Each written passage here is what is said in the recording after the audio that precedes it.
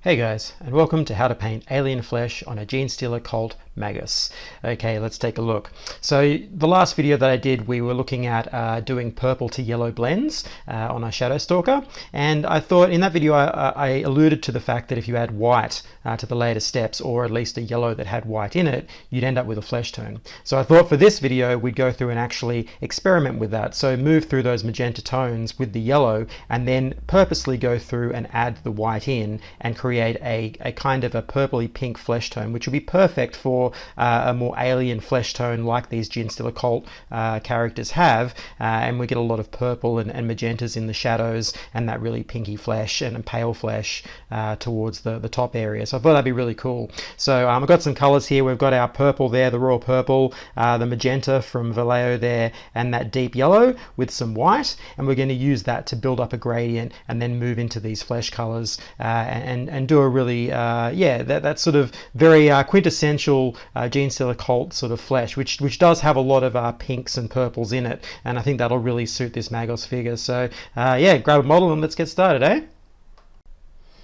Okay, so I thought we'd go through this in real time so you can see the actual build-up of this blend, because it will take some finessing to get the color that you want, and you can push it in many different directions depending on how much of the magenta to yellow you have in that blend, and then with the white. So you start with this dark color here, this purple, which is going to be our base that we'll be using, and we'll go through that in a second, but we just get a little bit out onto the palette, and then we're going to grab some of this magenta and bring it in on the side here, and it doesn't have to be perfectly the magenta color, it can be influenced by the purple. This is a lot about how I do my blends. They'll be influenced by each other as you move up. You don't always have to wash your brush out, and then for the next step we will. So just wash your brush out there and get it ready, and then we're going to put in our yellow here. So we just put it onto the side here and then bring it in, maybe add a little magenta there and then pull it down and build in that color. So we're getting this kind of peachy tone, and this is really where the flesh tone actually begins from. These darker tones here will end up becoming our shade colors,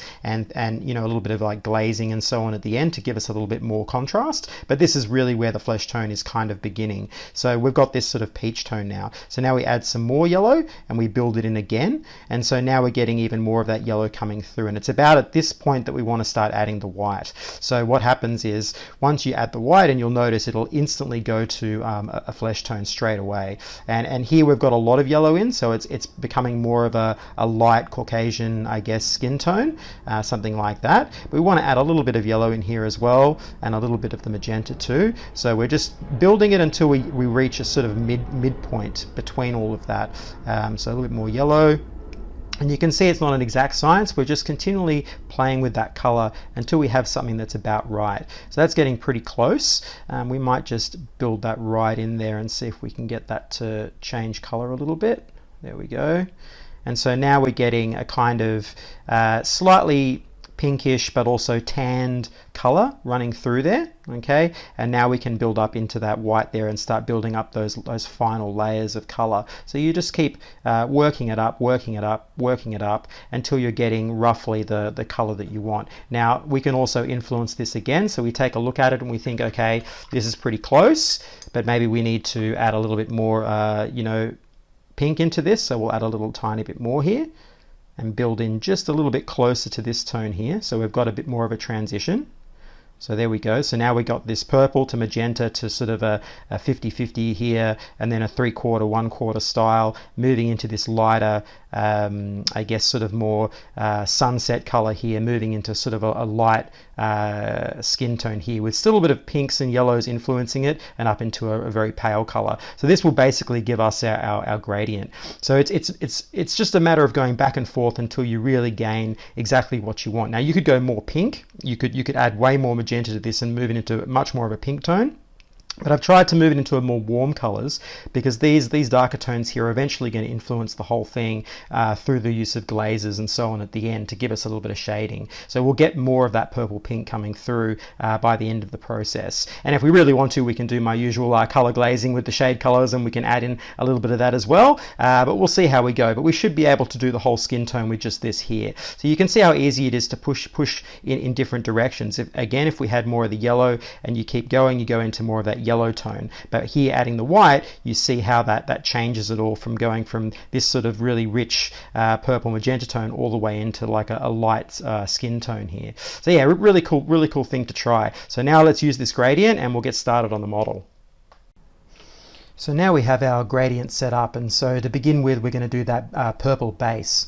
So you're going to see me just painting all the flesh areas as I usually do for most of these sorts of blends. I usually start from a dark color and we're building up from dark to light. So just painting all of that out into the purple, adding a few drops of water in, keeping your paint relatively thin, and just building all that in. And that gives us a good base to begin with to build up this flesh tone. And so once that's all down, now we move into the real layers of the flesh. And so we have that middle tone, which is around 50-50 of the magenta and yellow, and we're going to use that as our base layer for the flesh. So you'll see me feathering it in around the model, and it's important to leave a little bit of that purple showing through in the really deeper areas behind the head, any deep recesses, but not too many around the front of the face. Around the eyes you'll have it, but with a female figure you often want to have a lot more more subtle shadows, especially around the face. You don't want to have it too contrasty, sort of very dark to very light. So you just keep it pretty soft. So, but you can leave some areas of purple, and so then we build into that next layer, which you'll see me do. And that one is a little bit more peachy now. It's got more yellow in it, and we're doing the same thing, just layering it on, but now leaving a little bit more of the model, and also doing a lot of feathering and dotting and sort of very careful applications, because this is a female model. So you want to model in those shadows very carefully in the light. So once we've sort of got all that down, now we're moving into the highlight steps. So you saw me build that up in the gradient, adding white in. So this first one is your main highlight, and you're just building in the highlights around the top of the face. You know, the fact that she's bald, so you've got that sort of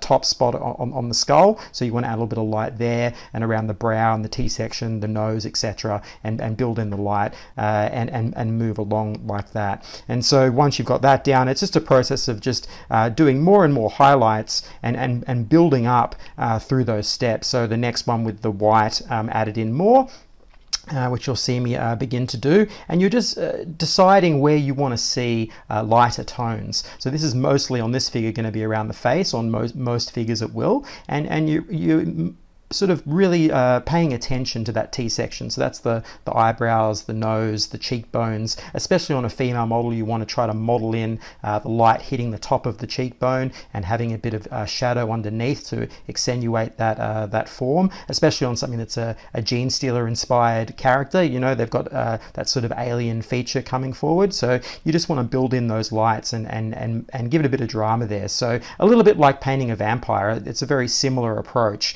You do want to see a bit of shadowing, but you want to still have that softness to pay respects to the fact that this is a female figure. So then the final one, which you'll see me do at the end, which will be just a little bit of dot spot highlighting with more white added in. That's that last highlight color that we've mixed, and that's just purely for around the brow, top of the cheekbone, etc., top of the knuckles on the fingers, those sorts of areas, just to really add a final pop of light to really make the skin stand out. And there we go, some alien flesh done on a Magus. So let's take a look. So you can see how easy it is to build up that flesh tone, you know, and it looks as the same as if it had come out of a bottle, right? So you can see the basic elements that now make up flesh and how to influence that. And that's the purpose of this, is to break down some of those concepts and show you some ways that you can actually build colors yourself, so that it becomes less of a daunting prospect to learn to build up these colors. I mean, obviously you're not going to do this type of thing on every model, but if you have like a Genestealer cult model, or maybe a Slanesh model, or something that lends itself to a kind of magenta, purple, pink sort of flesh tone, then you can give that a go, and rather than just taking the color straight from the pot, and build it up, and it slowly unlocks that knowledge for you, and just allows you then to have a bit more courage when playing with the colors on the palette and coming up with your own sort of ideas. And it's just another aspect of the hobby to muck around with. So yeah, I hope you've enjoyed that. I hope you get something out of it, because it is a really fun set of colors. Obviously these are colors I enjoy, and you can see here the teals and the greens that I've complemented the purples and magenta tones with, as I like to do on many of my models. And we've got the neutral blacks to support that as well, in the cloak and so on. But they're all just my own personal aesthetic choices, but you can paint these in any way you want, and that pink flesh tone will still work really well. So yeah, I hope you've enjoyed this. I'll show you a close-up image of her at the end, so you can take a look, and the paint list as I normally do. But I hope you enjoyed this. Please hit that like button, subscribe button, it really helps me out, and I guess I'll catch you on the next one.